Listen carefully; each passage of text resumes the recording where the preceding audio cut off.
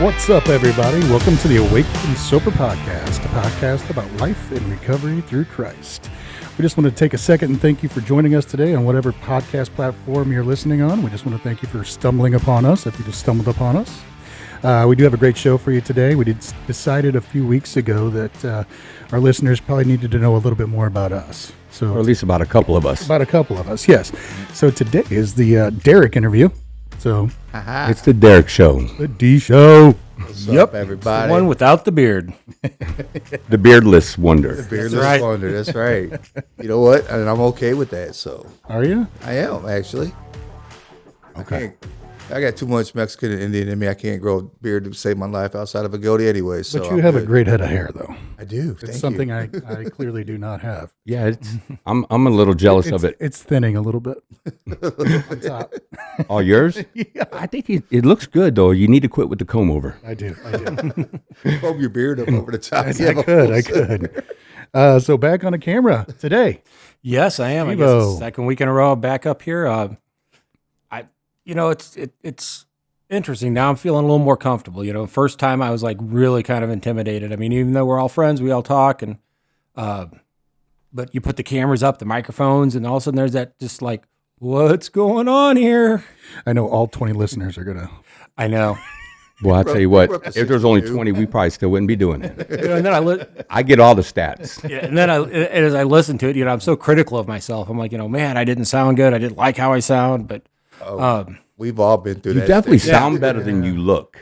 That's that's true. a I plus. mean, I have to sound better than I look. I mean, come on. Yeah, true that. Shane, how you doing, buddy? It's been a roller coaster of a journey recently, but I am well. It is well with my soul. Ever since last Sunday. Last Sunday when God wrecked me at church, ever since then, it has been well with my soul. I've been loving life. I can tell the difference. Yeah. I mean, look, getting on new meds, I had to cycle those in and try to figure out being back on meds. And there's just a lot to it. But it was pretty nice to have that done and out of the way. So I feel pretty good. How about you? Good. It's been a good week. I shared with you guys, I picked up my first sponsee today. So that was pretty exciting. I had Need a hand clap for that. It was funny because today I felt like I needed a meeting more than I needed church, and it was because it's something different about a meeting, right? Mm-hmm. It's that spiritual connection, and I felt like I went and I did, and this guy sat down next to me, and he looked like not well, and we just hit it off, and then we spent the next 3 hours at a coffee shop, so it was good. Wow. Right on. Sounds like a blast. It was One of those God moments. definitely was You're in the right place at the right time. exactly. God moments at meetings. And he's already That's texting awesome, me, dude. like he's already like checking in and everything. So What kind of what homework did you give him to start his journey with you? so I bought him a big book and a 12 and 12. Okay. 12 stood for AA. Right. So he's going to read, his assignment is to read the doctor's opinion and Bill's story. He's got to define admitted, powerless, and unmanageable. He's got to list 10 things he's powerless over, 10 areas of his life that are unmanageable. And then he has to define what step one means to him. Nice. See, I'm a fan of homework. Yeah, it's homework. Yeah, I mean, I love homework. I love definitions, obviously. Yes. I know it's shocking to most, but I love definitions and what it meant to me before and what it means to me now since I've been in recovery. It's just not enough sponsors give out homework. No. So it's good to see. And I know we talked on that before, but pen to paper on every step is key. It's key. You won't ever hear any disagreements. I from know me. I won't. I know I won't. And I could tell you, our sponsor was in San Francisco this past week. So he just got back from Europe and then went straight to San Francisco. So he should be back, and we'll be able to have a conversation about some of that. Nice. I'm pretty excited. Yeah. As Derek, I think, has mine down there. I do. What else is going on? I mean, besides, are we just going to interview this guy today? Have some fun or what? I guess so. Put him on the hot seat. Yeah. I feel like he's nervous. He says he's not nervous, but he's walked in here with like this, I don't know. What's wrong with you, Bob? If there's any kind of nervousness going on right now, if that Spit it out, boy. Spit it out. if I have any nervousness right now, it's this job situation tomorrow. I've got a raise at my job, which I'm really happy. I got to hear from somebody in charge. The reason I had this job is because I've improved so much at where I work, and that was like really exciting to hear because I always go in there nervous as hell to go into work because I don't know what I'm doing in there, but obviously I'm making a difference in people's lives. So. Brother, you've been making a difference in people's lives for a lot of years now. Yeah, and still doubt myself. I'm not gonna lie. We all do. That's okay. Doubt. You doubt me too? Well, we all doubt you. I don't doubt you, but I mean, I also doubt myself. Here's the thing that we have to remember is God's in charge, right? Right. So yeah, left up to your own power, your own will, your own way, you would Yeah, screw it up. without a doubt. Yeah, But and I think we're going to get to that in the interview, actually. God gifts know? you very well, brother. God has gifted you well. What it was like, what happened, and what it's like now, right? Yeah, right. Easy questions. Yeah. So, Derek, why don't you share, like, where were you born and raised, and what kind of religious or spiritual upbringing did you have? All right, so I was born in a little area of the country we like to call the East Side. Not the East Coast, but the East Side. So where's the east side for those that Normally, the funny thing is, when I say East Side, everybody knows exactly where I'm coming from. I do. that's not people in California, that's not people in true. Texas or It is true.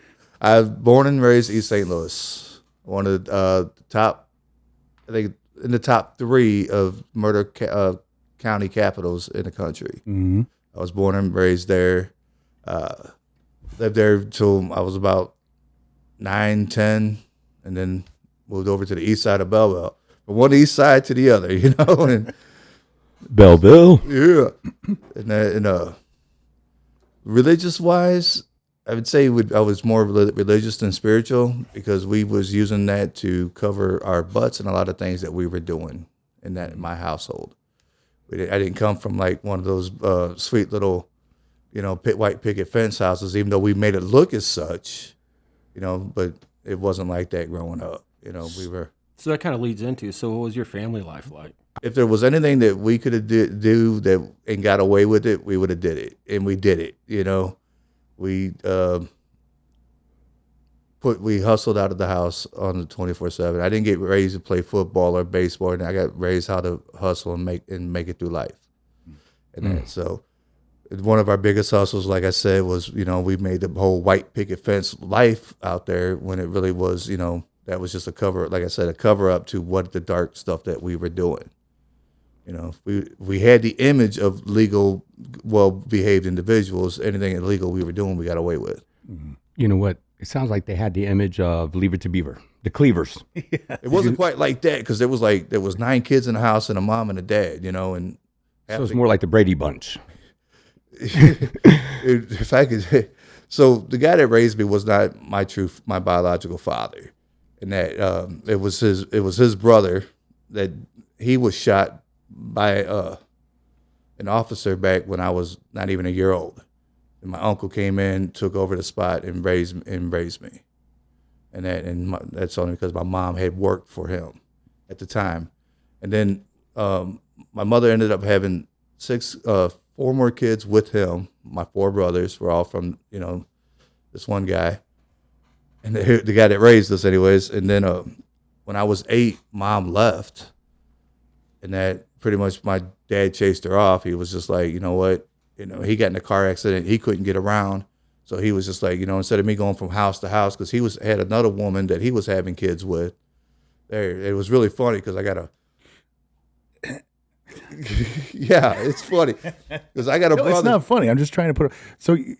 So your uncle raised you. Yes. And then your uncle had children with my your mother. Yes. And then at 8, your Mother left. ran off. And your uncle got with somebody else. He had been with somebody else the whole time. Okay. Dad was a pimp.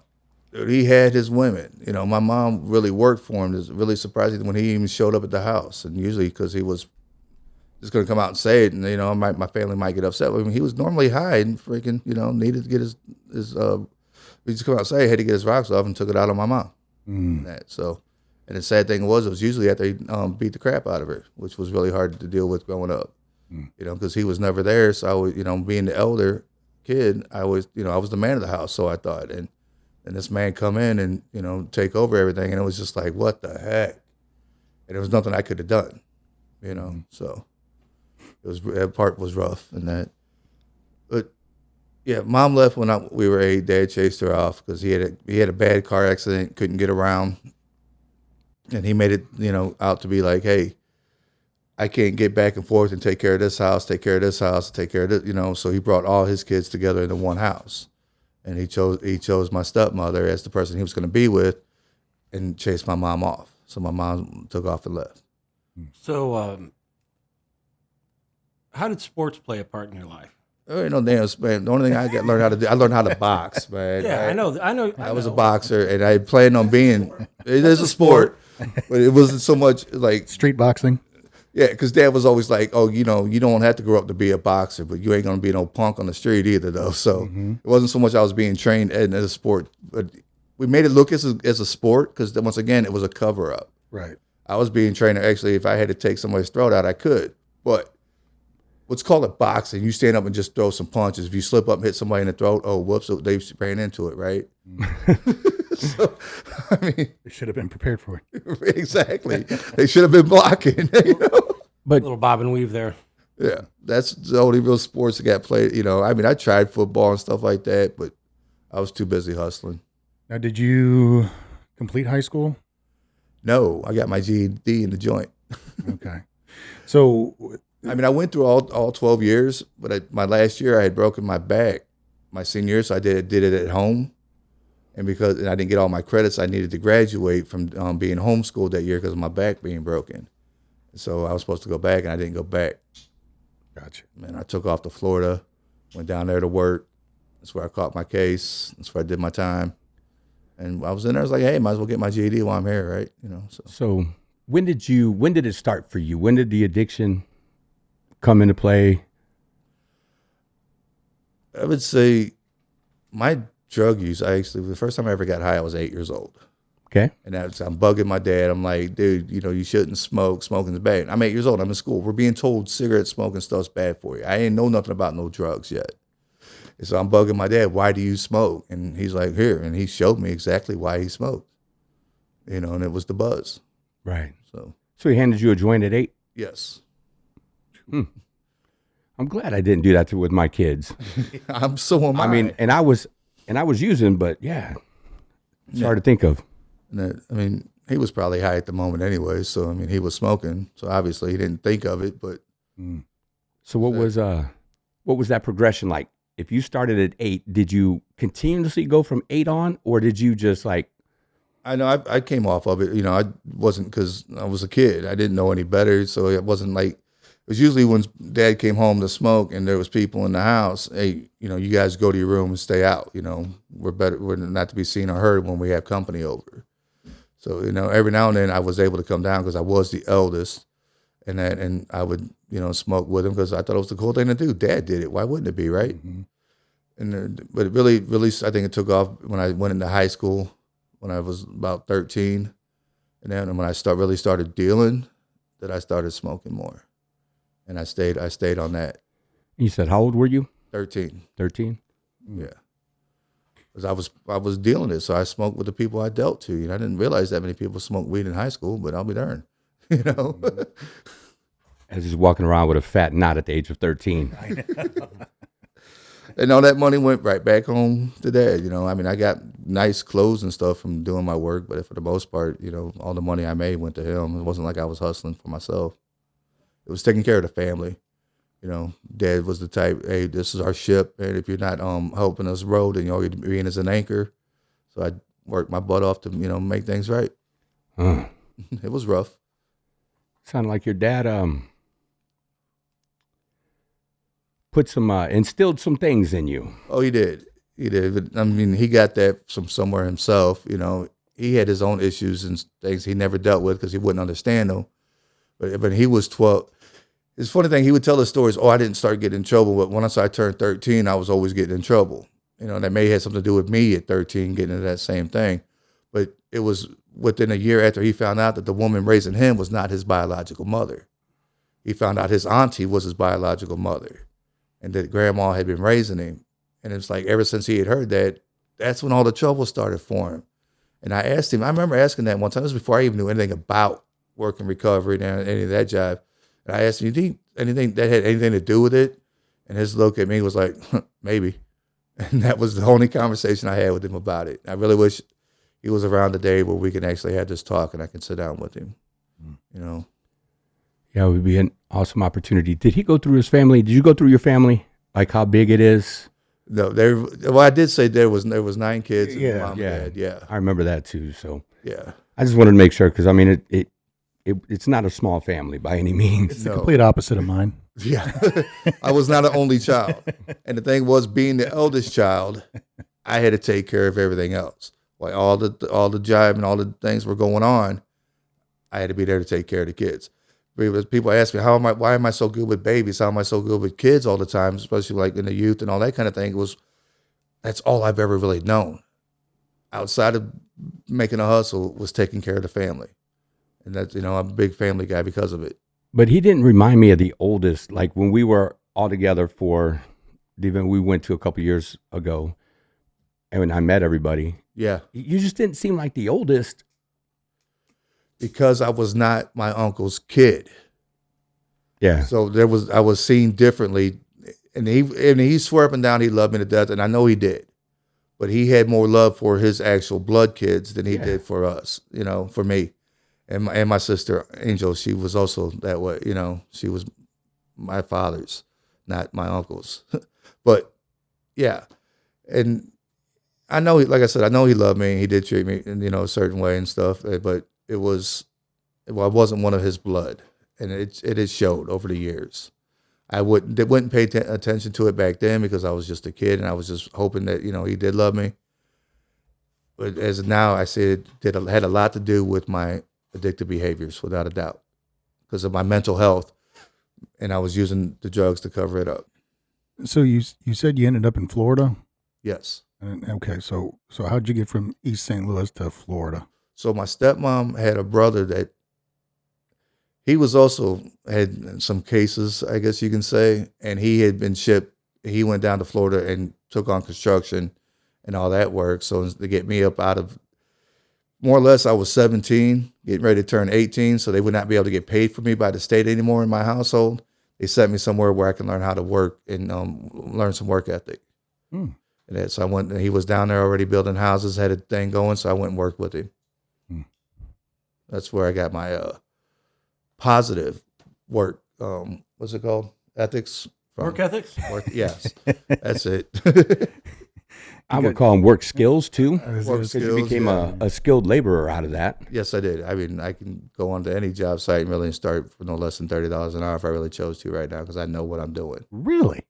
Oh yeah, dude! I built a house from the bottom to the top. Bro, I didn't even know you. You don't come off as a guy who even knows how to use a tape measure. Oh, brother, you had no idea. I rock. Now, a lawnmower, I think you can handle a lawnmower pretty well. All right. Oh, there we Yeah, go. stuff just Now got we're gonna real. get started on that one, right? I can too, though. All right. I love you, Derek. I know love you. do. Just got real. So when did you, so you went down there, you're working, like, were you doing illegal activities? I mean, how did you catch a case? I was doing illegal activities. Of course I was. Okay. All right. It's all I knew, So I went down there. I started dealing down there for the guy I went down to work with. It was pushing for him, and I had some money stashed up, and it came down to, man, I let somebody watch over my safe for me at one time, and he brought some female over there that he paid for, and she ended up robbing my safe because I left it open.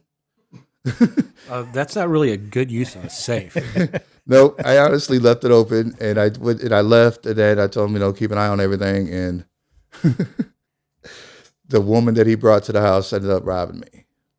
So I found out where she was at, went after her, and it just happened. We were driving down the interstate, there she was, and I pulled my gun on her, told her to pull over. I wanted my money back. And my dumb self, at 18 years of age, didn't pay attention to the fact that 3 cars ahead of us was a blue suit and saw the gun and everything and pulled us over. And by the time he got to me, I had it out the window. It was gone, but he had seen it, but there was still no proof. But I still got a case for it. How much time did you do? Year and a half. Year and a half. So, were you active in your addiction in that time? Yeah. Okay. Yeah, I was. Were you dealing to maintain your addiction, or were you? Well, see, that would go. I think I was dealing to maintain my mental health because it felt so damn good to have all that money. And I was making that extra money. I was working a legitimate job. So this was one thing that Dad always tried to teach us was if you're going to be hustling and doing all this work, make sure you have a legitimate job to make it, so you can try to cover up where this money's coming from. And I actually had that going on, so I felt really good. I know my dad would be so proud if he actually saw what was going on. And then, so I think that had a lot of driven to me doing what I did about the case situation. Because I was dumb and let somebody rob me. So did you still have a relationship with Dad while you were down there? Yes. Just asking. You said Dad would be proud of me. So was he proud? Well, I never told him what the money I was taking and I was making because I didn't want him wanting it because he would have just asked for it. It's just how, it was money was so good to him when it was somebody else's, but he was taking, so.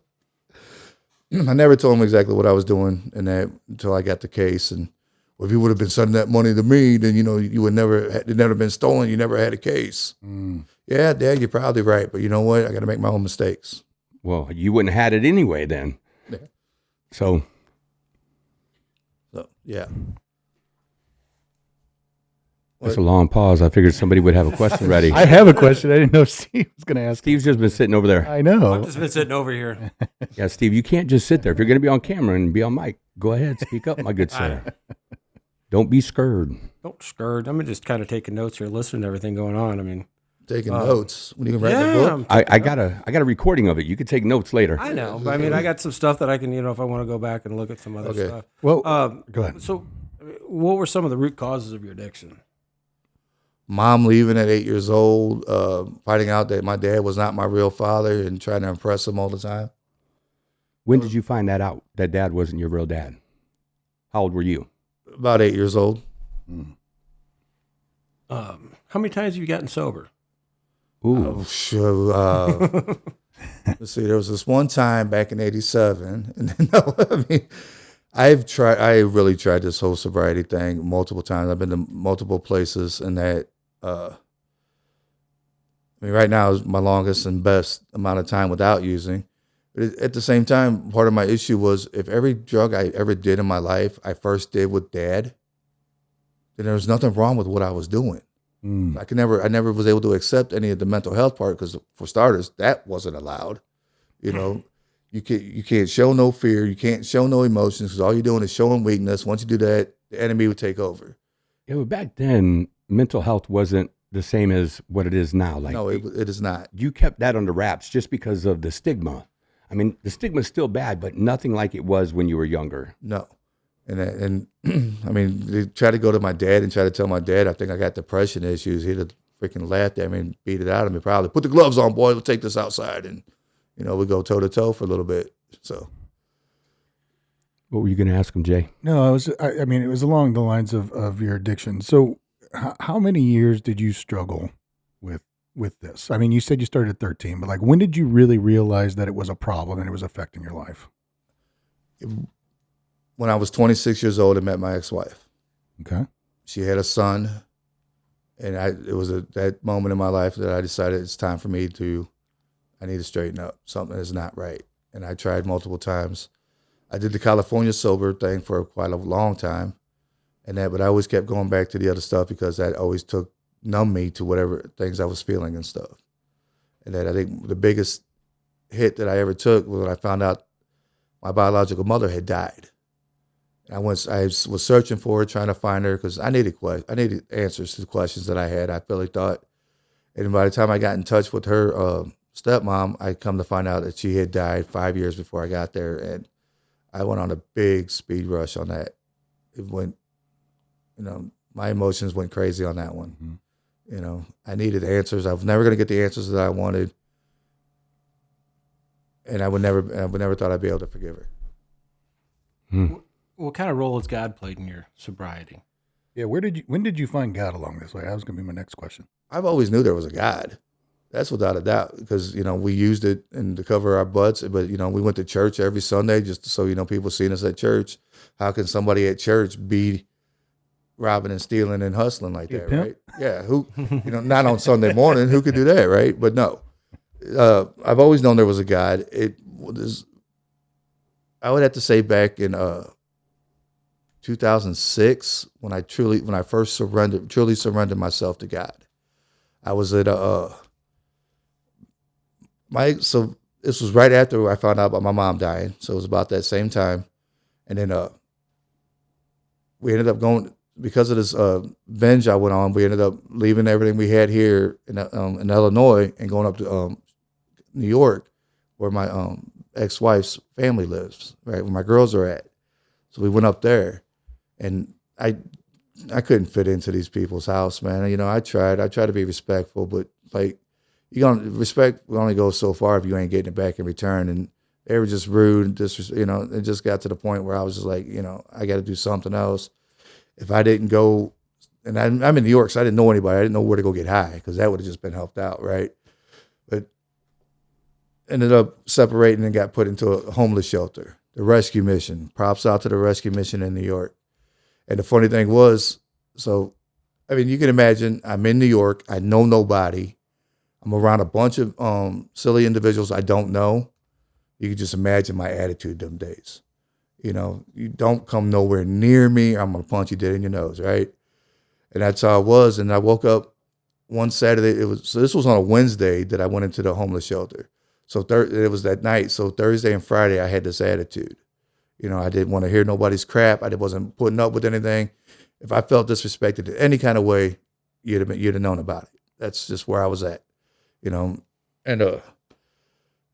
Saturday I woke up and it's like, dude, I'm in a spot. Some way or another, I got to make this work. I got to figure out be more positive about this and get through what I'm going through. So I went into the homeless shelter day room, and they called a Bible study. Okay, so I get it. I know there's been a God. I've seen him there before. I know Grandma. I mean, this woman sweated holy water, without a doubt. That's how powerful she was. This woman, real quick, taught at a prison, and it's because she spoke fluent Spanish. So she spoke, did the Latin Bible studies in prison until she was 84 years old. 3 days before she died, she did her last sermon in a prison. Yeah, so Grandma, much love to you. But anyway, so I was like, you know what? Let me go check out this Bible study. I go in there, and it's really simple Bible. It was the Daily Bread. I know everybody out there's seen the Daily Bread books. It was out of that. Got some upstairs. Grandma's got some upstairs. See? So I was like, oh, wow, Daily Bread. All right. But you know what? Give the guy the benefit of the doubt. And it was almost as if it was, a lesson that I needed to hear that day, of course, right? And I'm just like, yeah, whatever. Haven't truly got out of that bad boy attitude that I've had the last few days and how mad I am at everything. But I took what I heard that day pretty well, And then Sunday, the rescue mission has a Sunday morning service. So I was like, you know what? Why not, right? I go in there. The guy's preaching out of Hebrews chapter 11. And he's talking about Abraham, how Abraham was told to get out of his area and go over here until the Lord said it was ready. And it was like, I started meditating on that, and I was just like, was I brought here to New York to get out of the evil and stuff I was dealing down there in Illinois? And, but you know what? It's just by chance, right? Yeah, yesterday's service seemed to be touching at me. This one seems to be, but it's whatever. And of course, went on the next days in a better mood, still homeless, but still in a better mood. Didn't talk to my ex-wife at all. And Wednesday they had the midweek service. And of course, all right, last two have seemed to be very powerful. Let me go see what this one's about. And it went to the book of Judges, Jephico or whatever one of the judges' names was. And it was all about him and how he was the lesser of his family, and everybody looked at him as that. And even the father treated the other kids better than he. And I was just like, you got to be kidding me. No, and that's, I think in theory, that would have been like one of the first times I really recognized what mental health was about. And it was, me feeling that pain that I felt from my father treat me the way he did as opposed to he did his kids. And then it was like, I hit my knees and surrendered right then and there, and I accepted Christ into my life, and truly accepted Christ into my life. Family, how many kids do you have? I have 2 kids and a stepson, So 2 daughters and a stepson. How has your addiction affected that family? Well, as I've shared before on the podcast, man, I just met my 12-year-old daughter for the first time last year. And that right now, if you guys don't mind, it's really a subject I don't really want to get into too much today. That's fine.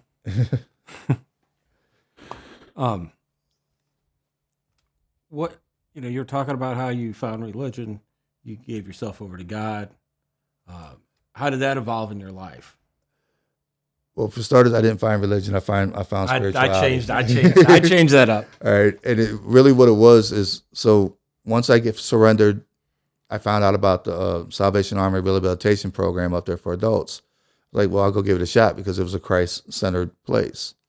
So I went in there, and a gentleman, Mike Timone, and I don't know if he's still preaching up there or not, but he was a pastor at the Resurrection Church in Syracuse, and that he wore a shirt that said, "It's against my relationship to have a religion." And that's when I truly started to grasp the whole relationship part outside of being in a religious situation, because it was religion that was keeping me away from the church to begin with. And over the years, I've always been there. It's over the last 5 years has really grown more than anything else. But even the years before that, there's always been a God, and I did my best to surrender to Him. Yeah, I mean, I know I've known you for a while now, and I've really seen you grown lately. I'm just kind of impressed of where you've come to. What was the last straw? What was the last straw when you finally got sober and it took? Okay, so my wife's not here. She was here. She probably won't be watching. Don't worry. Oh no, she's gonna know about this one. She'll definitely listen. And probably Jeremy's wife would tell on me, but no, she's listening. All right, so my wife, she will admit, and I've mentioned it on here plenty of times before, my wife would admit that she was queen codependent. She did anything I wanted, and that as long as she had control over the situation.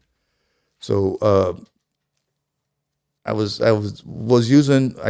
went to jail. I had gone to jail because I got caught up on a case back in February 5 years ago, whatever it was, 2018. That's what it was. It was back in 2018, and I caught a case for having a possession. And I didn't go to court, so I ended up going to jail, and she took care of me while I was in there. She let me back in the house as soon as I got out. But I was still in the mindset of using it, so I ended up leaving one day and moved in with a friend of mine that I knew from back in the day. And was staying there, but then that wasn't going over too well, so I needed to come home. I thought, let me give her a call. Maybe she'll let me come in. And she had been going to Celebrate Recovery in the codependency group, and when I asked her if I can come home, she straight up told me no. Got a little surprise there? Ain't nobody ever tell me no before, Boundary? What's that? And that was like a complete sentence. No. She did help me get into a hotel room that night and somewhere to stay, but yeah. It was her telling me no that I had to recognize, wait a second, I can't keep doing this. Something's got to change completely. And that's when I surrendered at Celebrate Recovery, got my blue chip, and I've been going ever since. So when you got July 17th, so when you got 2018. So when you got sober, did you go through a program, or did you do a treatment center? How'd you? Not this last time. This last time I just gave it up. I had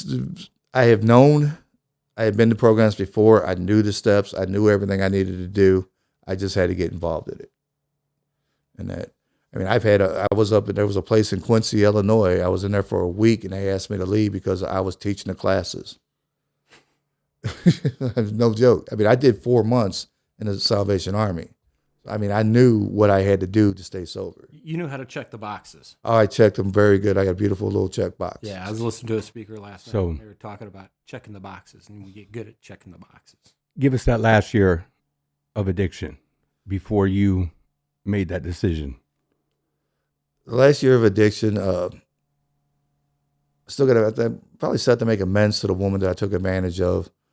You know, living in her house, let her take care of everything. I wasn't even working. She took care of everything. And I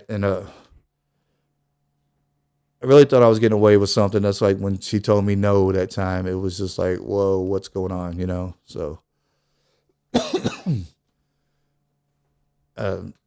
yeah. And that was my last year of using. That was everything, huh? Your last year, no bottom. What made you realize then it's time to do something different? Like I said, it was her telling me no. It was just something about the way she said it and brought it to me, because this had already been 4 years into our relationship. She never told me no. And then, you know, and I used the whole time. I mean, there was plenty of times that I said, look, this is going to be my last time doing it. I'm going to go get this much and I'm going to do it all night. And then, you know, I won't do it again. I won't do it anymore. And of course, she tried to be the good, loving woman. And like, okay, this last time. She even took me to go get it, you know. So that is a codependent. Right. And that is a codependent enabling. Yeah. Yeah. So then what was early sobriety like for you? What is your sobriety date? July 17th. July 17th. All right. Yes. I'm trying to figure out something with this. I hit capture, and so I got a picture of him up on the screen. It's pretty nice, but I don't have anything else. So that's kind of rough. So what was early sobriety like for you? Be completely honest, I was still checking boxes. You know, I had a sponsor. I never called him, never contacted with him. I seen him every Thursday meeting, but that was it. Only meeting I was going to. And that, I mean, I was doing something right because people seen things change in me, but at the same time, I wasn't working on my mental health. All I was doing was staying sober because I thought that's all I really had to do. Mm-hmm.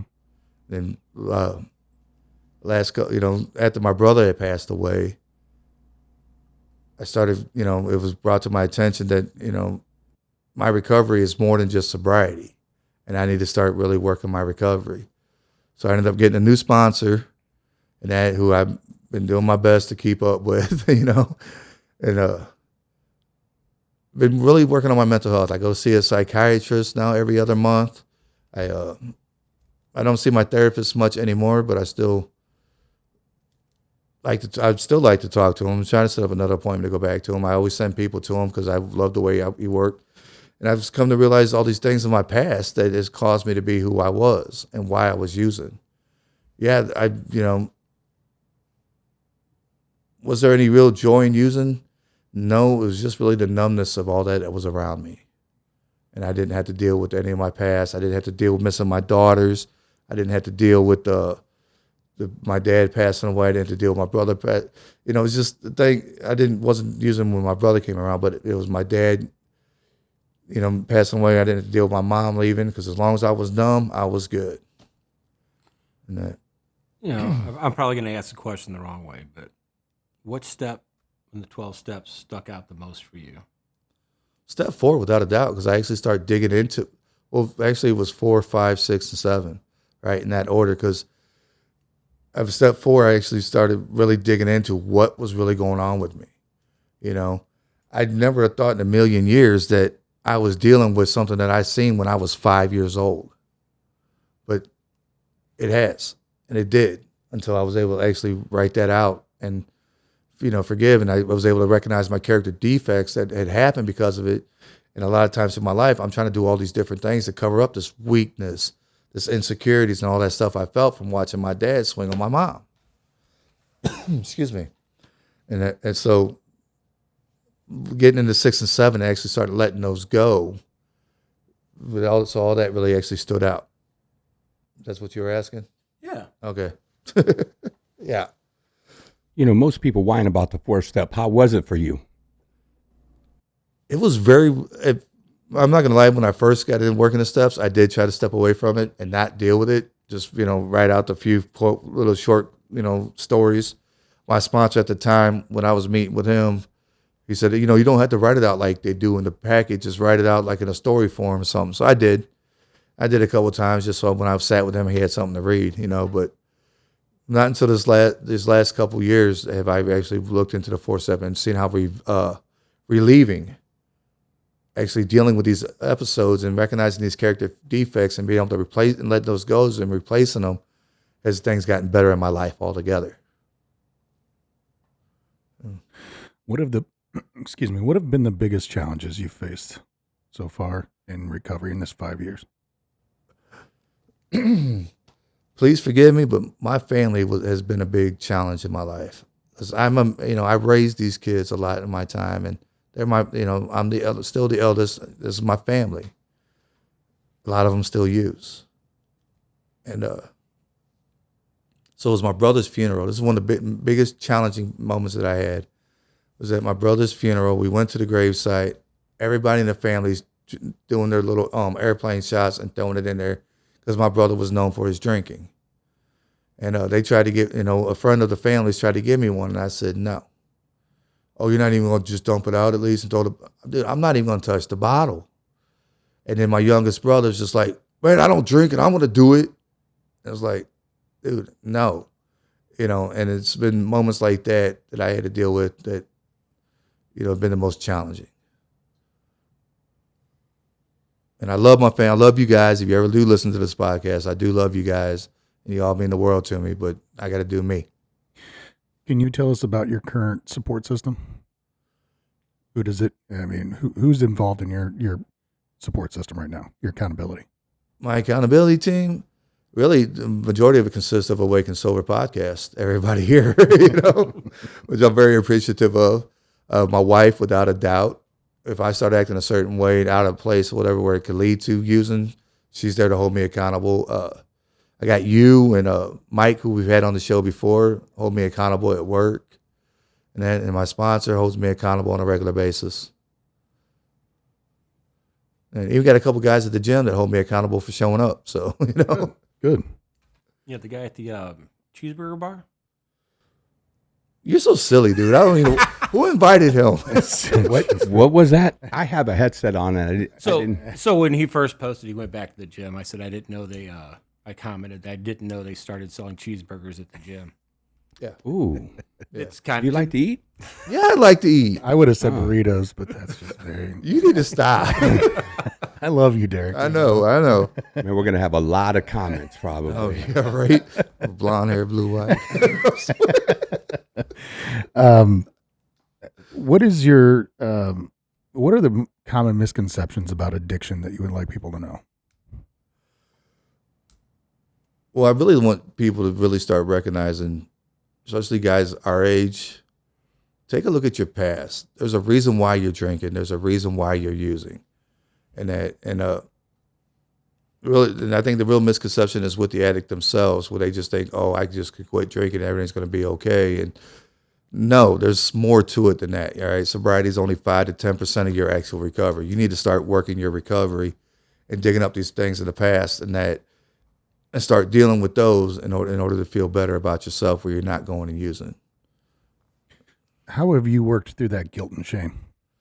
My own guilt and shame? Mm-hmm. I've opened up about it. I quit holding it in. I shared with my sponsor. I've shared with my wife. And I've surrendered to God above all things, man. He's let me know that I have no reason to feel guilty. I have no reason to be ashamed. I went through what I went through so I could be doing what I'm doing now. All right. The individual can't sit there in front of me at my job and try to tell me, oh, no, this, and that. All right. For one, I know that's a lie because I did it the same way, but this is how I did it, too. But so my biggest release out of my guilt and shame was being with Christ, giving my life over to him and following him. My higher power. Kind of back to the step question. 12-step. What does it mean to you and how do you live it?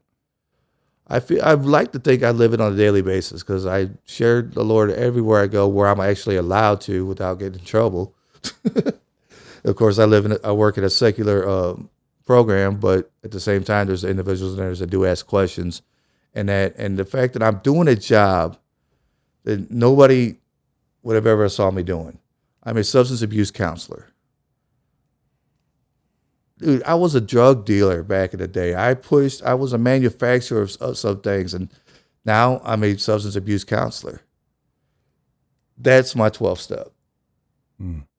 So you're saying God has a very good sense of humor. Dude, I'm an ordained pastor. Yeah, I think so. That's another thing. I mean, you're not only a substance abuse counselor, but you're a pastor. Yes. I mean, did you imagine that in 5 years ago when you first got sober, could you imagine this? No. When I first got a job at a church, I was just like, okay. When it was brought to my attention, I thought, all right, sounds cool. But I never really thought it would have been what it was. And sure enough, yeah, I was employed at a church. I was. Now, were you still on papers when you came to the church? I actually was. Yes. I didn't share that part. But yeah, when I actually went to go work to the church, I was still on papers, man. That I had got probation for that possession charge I was just talking about earlier. Yeah, it's pretty wild that a church would take a chance on somebody that is still on probation for it. Right. Without a doubt. I mean, I don't think I was just creeping up on 2 years clean before I got the job. So it's good to see. I mean, it's a church that was living out what Jesus would want. yes, at that moment, anyways. Yeah. I'm sorry. It's all right. What kind of we talked about your faith a little bit, but what kind of higher power relationship do you have, and how has that changed over time, and how has it helped you in your recovery? First thing I do when I wake up in the morning is hit my knees and thank God that I'm alive another day, because I shouldn't be here, dude. I have bullet holes. I have stab wounds. There's no reason I should be on this earth right now besides the fact God wants me here for a good reason. So I'm very thankful for what I have, and every day I build my relationship with Him closer and closer, because especially in the last couple of years, more than anything, when it was brought to my attention how it seemed that I was slipping away from it when I wasn't working my steps and all that kind of stuff, that I really worked more on building that relationship with my higher power. And I am like to feel very faithful to Him because He's been faithful to me. What would you tell somebody who challenges you on the God thing or the spirituality thing? Like, what do you tell men and women that you work with, about God? How do you do that? I tell them what's worked for me. All right. I mean, I would love to sit there and be able to preach to these people all day, every day, but as you know, we can't do that. No. But when it does get brought up, and what has it done for, and the real question is, what has God ever done for you? Well, I'm glad you asked. Mm-hmm. And I shared where I've come from, where I'm at today, and what I do is because of what my higher power has done for me. Mm-hmm. Now, you may not work that way for you, but that's what worked for me, and this is why I stand behind what I stand behind. And brother, that's not preaching. That's sharing your story. Yes. Right? That's sharing the story of your relationship with God and what He's done for you. And I don't think there's a better testimony than that, personally. And you guys are allowed to share once they ask. Oh, once that door's open, I'm walking through it, man. Yeah. Oh yeah. And that's what's beautiful about even being in. Look, they bring us in and they want us to. Me as an outsider, right? Whenever I come in to teach or something like that, I have free reign, and I try not to, because you never know where somebody's going to be at. But I love when they ask that question, so that way you could open it up. So, do you get to share your faith often? It has gotten a little more than usual. It seems like as of late. I had a client not that long ago was claimed to be a hardcore atheist, but for me working with him and sharing me and who I was and how I handle things, he's interested in the 12-step program and wants to go ahead and try to identify a higher power. So the hardcore atheists are the fun ones, anyway. Yes, they are. That's who we're supposed to meet with, to talk with, to turn into disciples of Jesus. Yes. Yeah, and I love talking with them. I'd rather have a hardcore atheist that really feels what they do about God, as opposed to somebody who thinks they already know God and everything about it. Mm-hmm. If you knew it so much, 'cause I feel that way because I was that guy at one time too. I could preach a sermon and then walk away with no big deal and probably end up using by the end of the day. So what does your daily or what does your weekly routine look like in recovery? What do you do for your recovery? So I meet with my sponsor once a week. I call him every day as soon as I leave work. So we got this long driveway at my job. And at the end, there's a gate. And I like to say by the time I make it to that gate, I've already called my sponsor every day. Even after 5 years, I call him every day. And that Does he answer the phone every time you call him? no, of course not. But when he But does, how often does he? but when he does, we have a good conversation. And it seems like he does answer. Like God's telling him, you need to answer this call today Yeah. because it's something I need to talk about. You know. It's like I call him like 3 times and I'm like, dude, I sent you a text message. He's like, what are we doing today? I'm like, I called you. I called you. I was probably sleeping. All right, if he sets up a time for you to call him, if you need to talk to him outside of just regular check-in, Yeah. don't call him. Talk to him about it. All right. If your check-in's 4:47, do your check-in and then call him at 5:00. He'll answer at 5:00 because he want to know why you calling at 5:00. Right. Because if you're calling at an odd time, that person needs to know why. Right. There's usually something going on that you need to discuss. Yes. The check-in is to teach us to do different things and get outside of ourselves. But I had a couple of sponsees that would do that. They'd call me at that time, and if I'm busy, I'm busy. But if you call me at an odd time, I'm answering the phone. Right. You know, it's just the way it goes. I don't want something bad to happen, but I also want you to be able to think through things. Right.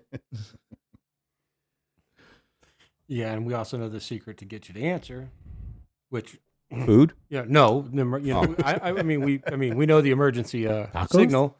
Call twice. Yeah, Call and twice, I was that's gonna what you do. say, yeah, Back to I know, back. you know, and I'm driving past the house and I see oh, it's getting ready to rain. There's charcoal sitting out. That's an emergency.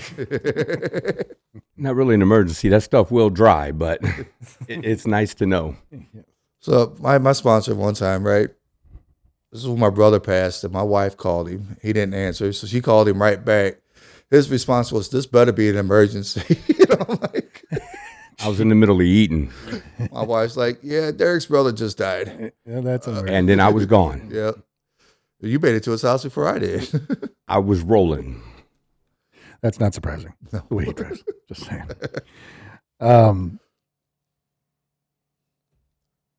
What are your plans for the future? Whatever God's got planned for me. And I know once I get involved, I'm going to mess it up. Mm. All right? I know that Reclaiming Hope is coming around, and I'm hoping to be a big part in that, and I'm quite sure I will. And so my futures right now is being able to lead others to recovery through Christ, just like we try to do right here on this podcast.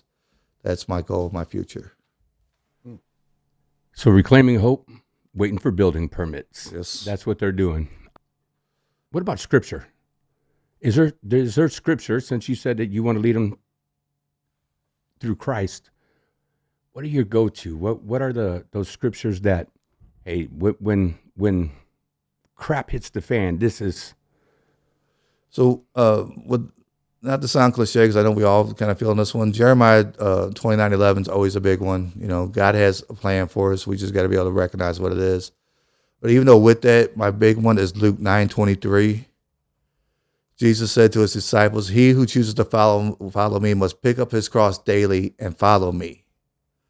And if I'm going to be bringing others to Christ and stuff, that's my cross I got to bear. I got to pick that up and carry that and do what God's called me to do.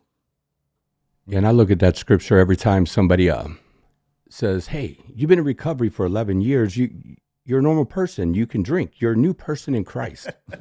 Now, I'm I like, know what one, Christ wants, and it ain't that. I said, why would God make it to where I could drink with you? That's one. But I must be willing to die to myself, pick up my cross and follow him. yes. So I love that Scripture. I don't think there's many I don't like, but I wanted to find out if you have a life verse, if you have just those verses that you really tend to turn to more often than not. Those are the red letters in the The New red Testament, letters, right? yes. Yeah, that's what we need to read. Right. Without a doubt, the red letters. But I like the letters from Paul, too, as well. You know, I like when he's telling people, hey, you shouldn't be doing it this way, and this is how it's got to be done. Amen to that. So what is that biggest challenge that recovery has given you? I mean, the biggest surprise challenge. We did that earlier. What's the biggest surprise that recovery has given you? Relationship with my daughters. Mm.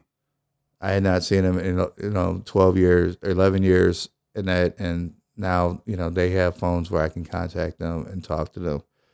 Right now, it's not a very high point and everything going on right now. There's just I don't know what's going on, but I'm letting God handle this. So, yes, my biggest surprise in my recovery has been my relationship with my daughters and my stepson, and even with my brother, my my brother that I've worked with for a little while. The relationship that we have now has gotten beyond whatever it was growing up. So that's been because of recovery. And I'm able to share it with him. Even if he's doing whatever it is that he does, he knows my words are real because I mean it from the heart when I speak to him. And that's been a big surprise. He listens to you. He does. He does. He really does listen to you. And I got to tell you, I love your girls.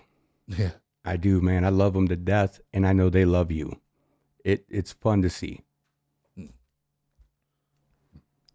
know what's really fun to see is see them out throw him on the disc golf course. That don't take much, brother. I mean, Freya is not far from being able to outthrow him. That's true. Very true. We're going to pick on you. Did you even see my daughter's throw? That's right. Yeah, you hit my daughter that day. I remember that. So you got to bring up old stuff. Back to the 4-step. So, Write that down. Write that down. yeah, his daughters play disc golf with us when they're in town. It's fun, though, man. It's fun to get them out there and do it. I mean, my daughter's in town. They go to the gym with me. They go to church with me. They go to play disc golf with me. I mean, they do everything that I do. They're right there with me, and that's not. Yeah, you can't ask for anything more than that. If that's not a godly gift, and there isn't one. Mm-hmm. Honestly, the way I feel. Mm-hmm. See, I mean, I know this gift's from God, but I'm just saying that it's all God on this point here. So I'm going to ask you my last question. It's a two-parter. What message of hope can you give those that are still struggling? And what message of hope can you give to the families of the people that are still struggling? Right on. Well, message of hope to the addict, don't give up. I just shared the crap that I've been through in my time, and yet here I sit today, as, like I said, a substance abuse counselor, a pastor, a co-star on the podcast teaching about recovery. Excuse me. There's hope out there. You don't have to give up. Put forth the work, and it will work for you. It's one of Jeremy's cliches. It works if you work it. There it is. And for the families, don't give up on the addict, man. They're dealing with something that you obviously have no idea what it is. That's why you doubt them. Work with them. Find out what it is that they are dealing with, and help them through it. You may not have been active participant in the addiction, but you can be a participant in their recovery. Find out what it is about them that they're struggling with that they need to work through to get them to that recovery point. So you weren't a willing participant. There's the word. Even though they participated, they weren't a willing participant in the addiction. So why not be a willing participant in the recovery? There you go. There's it. I got to write that down so I can remember it more often. Jeremy says it. Big Perm says it another way. What do you say? I did. I'm sorry. I was over here. What are you doing? He says something totally different altogether. So I always tell people, families, you weren't a willing participant, but you were a participant in the addiction. Why not be a willing participant in the recovery? But you always say, "Oh, it's a spectator." It's addiction isn't a spectator sport. Eventually, the entire family gets to play. Right, and that's what I love about Reclaiming Hope is we're involved with the whole family, not just the addict themselves. Amen. Everybody in the house is hurt. Everybody has been hurt by that disease. Right. Jay, what else might you have for Mr. D? I didn't know your whole story, and so this is the first time I'm hearing it. And I'm not gonna lie, I get a little. Again, every daggum podcast, I get emotional, right?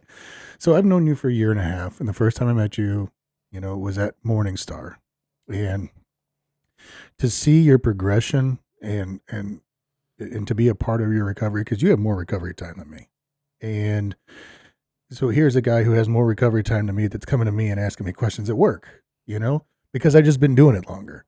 But it's like, it's comforting to know that I have not only an accountability buddy outside of work, but it's like something, there's that sense of comfort I get in knowing that I'm working with somebody who is wanting the same things in life and is going in the same direction, and the only thing we have to do is keep doing the next right thing. And He couldn't help it, I man. couldn't help it. I couldn't help Can it. we just do the next wrong thing? Let's beat them. Yeah, that ain't gonna work. We'll have a blanket party. Oh, but I know you're struggling with something because I just know, and I want you to know that I'm praying for you, and I hope that our listeners out there can be praying for you too, man, because I don't want to see you carrying any burden that you don't need to be carrying, and I love you, brother, and I really appreciate you sharing this. I love you too, man. Thank you. Man, after that, I don't know what to say. I mean, I'll tell you, talk better into your mic so that way I can hear you I better. talk better into my mic? I There do you talk go. better into my mic. It's difficult when the person I'm talking to is sitting next to me and I want to look at them and make eye contact. Like So you got to do this. You got to turn your head, but I'm keep your just mouth good like right this. here. I'm just good like that. I'll just look forward and know I'm talking to you. Yeah, I will. Man, I love you, brother. I mean, I know I give you a hard time and I ride you, but man, I really don't know a better person to be around. And I'm really rooting for you. And man, I love you. I love you too, brother. As much as I want to put my foot up your rear, I still got nothing but love for you, man. Hey, look, keep the boxing gloves off. Keep the boxing. No. Put the boxing gloves on. That way the foot's not involved and it's not. Yeah, I mean, I'd take it in the face, but Look, you have meant the world to me. You have meant the world to my family. You mentor my son. He loves you dearly. Freya, your goddaughter. You got a good soul, my brother. A good soul. God has gifted you well and is using you well. And I couldn't imagine doing life without you. I mean, look, man, Battle Bros, right? That's it. That's what it's about. That's it. Yes. You guys, I appreciate all you guys do for me here, man.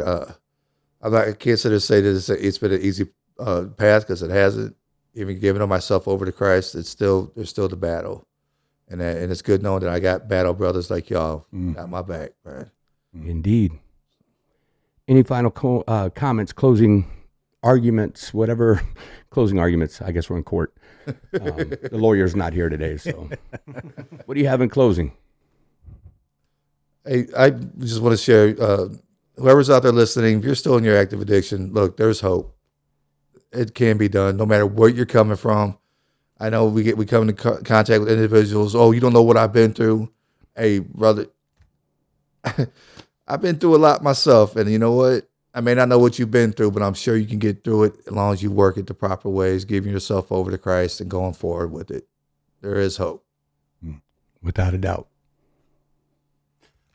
Steve? Man, just keep working on it. That's the whole battle. Is it's a process and it's never easy. And one of the things I was talking to one of my friends and they were talking about when they got baptized recently, and that once you kind of make that step, the devil puts a big old target on your back and aims for you.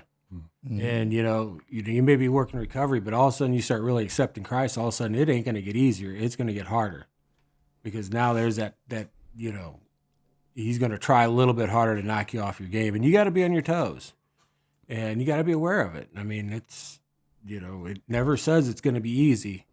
I think Christ said quite the opposite. Exactly. But everyone wants to think, I'll do this and everything. Life's going to be easy, and no, it's work. You got to work it every day. You got to take it one day at a time, one moment at a time, and you got to get to that next day. There we go. More cliches. You got to accept hardship is a pathway to peace, my brother. Yes. Jeremy, any last scriptures? Yeah, I was looking at one here from Deuteronomy 31:6. Be strong and courageous. Do not be afraid or terrified because of them, for the Lord your God goes with you. He will never leave you nor forsake you. Amen. Amen. Like, share, subscribe. Yeah, like, share, subscribe. Yes. Any podcast platform out there. There you go. And we need you to like, share, and subscribe, but we also need you to leave comments. I mean, Yes. tell us how you could relate to Derek's story. Tell us how good he did, how bad he did. And if you have a story, Yes. leave a comment and share that you want to share it with us, because we want to hear it. Yeah, because if they send an email to info@awakensober.org, we will go through those emails. And if we can't bring you into the studio, Jeremy's basement, but it's our studio, really. It is. If we can't bring you in here, we have great tools to get you online and let you share your story. We want you. We want people to hear your story. So send us that email to be wonderful. With that, I'm going to tell you What from was me, that email again? info@awakensober.org. It'll be in the comments. info@awakensober.org. Yeah, it'll definitely be in the show comment. I mean, show notes. Yeah, That's what I was looking for, show notes. And we don't discriminate. We'll take you from any podcast platform. Hey, look, man, it's been fun getting it all out there. Yeah, it is. With that, God bless you guys. We love you. Thank you for being here, and have a good week. Have a great week, everybody. Peace out.